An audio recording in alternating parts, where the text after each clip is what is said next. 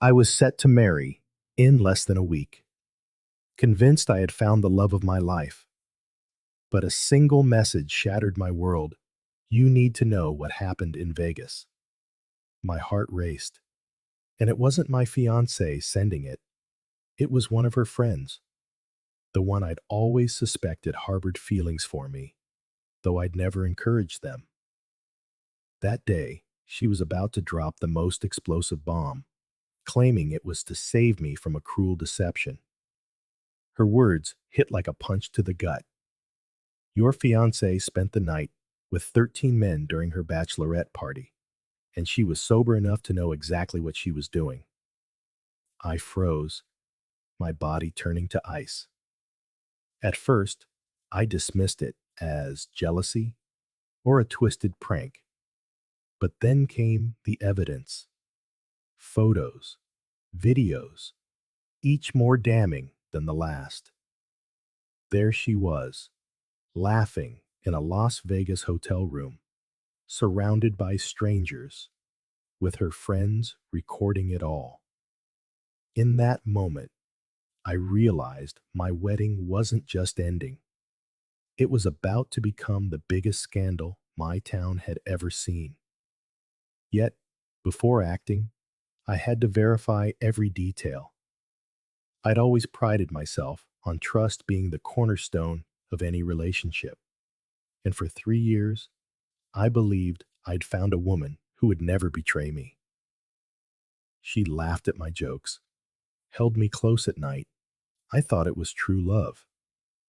When her friends suggested Las Vegas for her bachelorette party, I smiled and said, "Go have fun." I wasn't jealous. I was naive.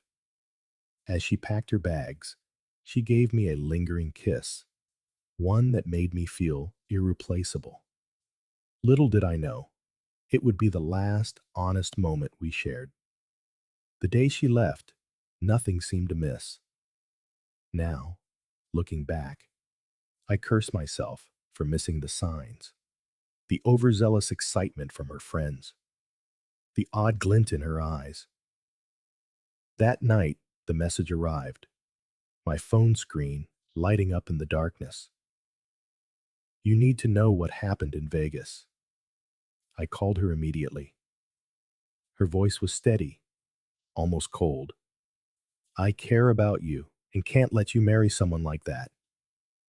I demanded the truth, and she took a deep breath before delivering it. Your fiancé was with more than a dozen men, and it wasn't the alcohol talking. She knew full well what she was doing.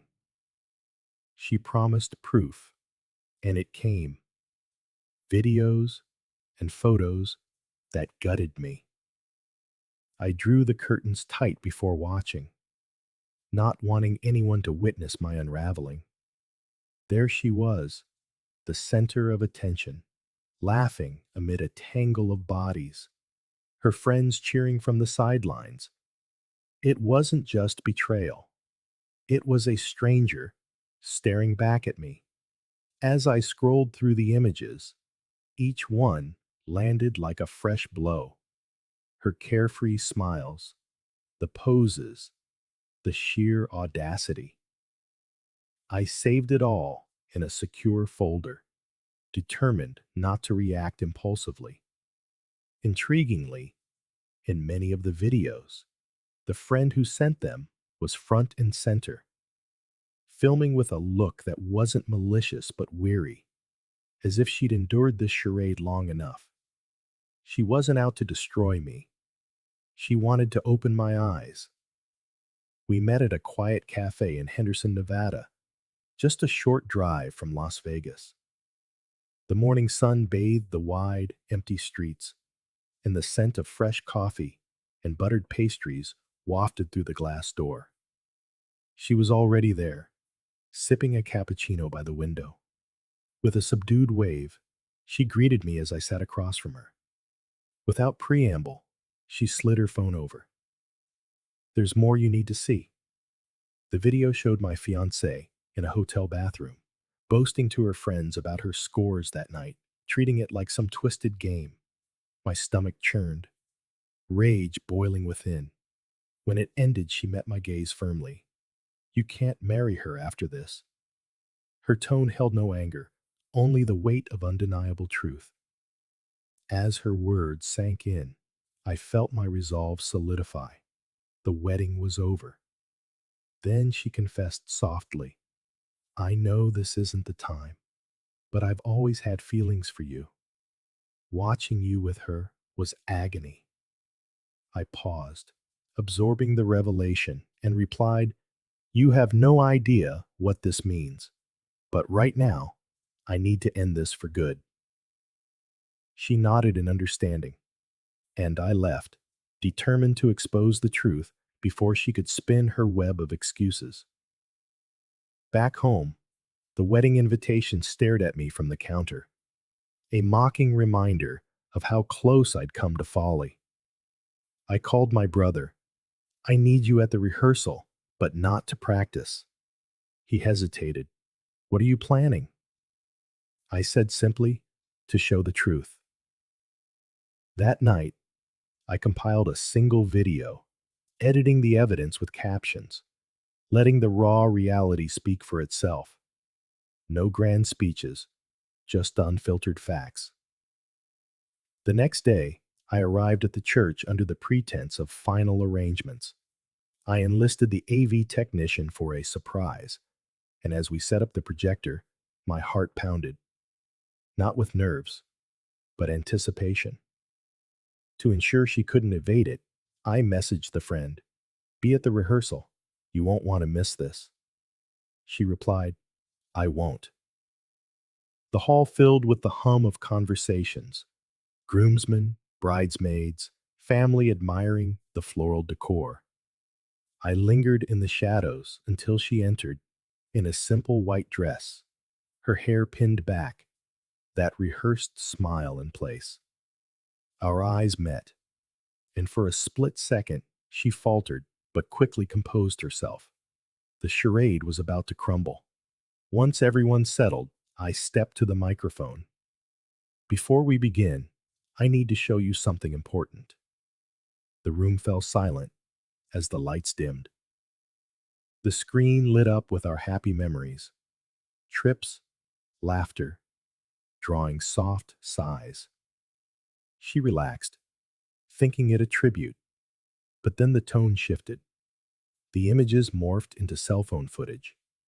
Her in a Las Vegas hallway, drinks in hand, then the hotel room door opening to reveal 13 men. Laughter, embraces, hands everywhere. She at the center, reveling in it, her friends egging her on. The silence in the hall was deafening. A groomsman stared at the floor. Her mother covered her mouth, and the bridesmaids exchanged uneasy glances. She shifted uneasily, then shouted, This is fake, a setup! But the video played on, leaving no room for denial. When it ended with her bragging in the bathroom, the screen went dark, and the weight of the moment hung in the air. I adjusted the microphone and let the silence build. The wedding is canceled, and now you all know why. As she approached, tears streaming, pleading that it meant nothing, just a joke. Some relatives comforted her, while others pulled away. I didn't respond. Grabbing my jacket, I addressed the room. I'd rather face a painful truth today than live a lie forever. With that, I walked out. In the days that followed, she bombarded me with messages and calls, even showing up unannounced. But every glimpse of her brought back those Vegas images, and I never opened the door. My parents were shocked, but proud of my stand. Hers blamed me for the public exposure. I countered that her actions had been public too. The friend messaged, I hope you're okay. I replied that I was rebuilding, and when she suggested meeting, I asked for time. She understood. The moral, true self-love demands the courage to confront the truth, even if it shatters your dreams. Betrayal isn't just the act, It's the disrespect, the lies, the erosion of trust. As we've seen, revelation can alter a life in an instant. What do you think? Did I do the right thing or go too far? Share your honest opinion and tell me your city and country. Subscribe for more stories that will leave you reeling. Until next time.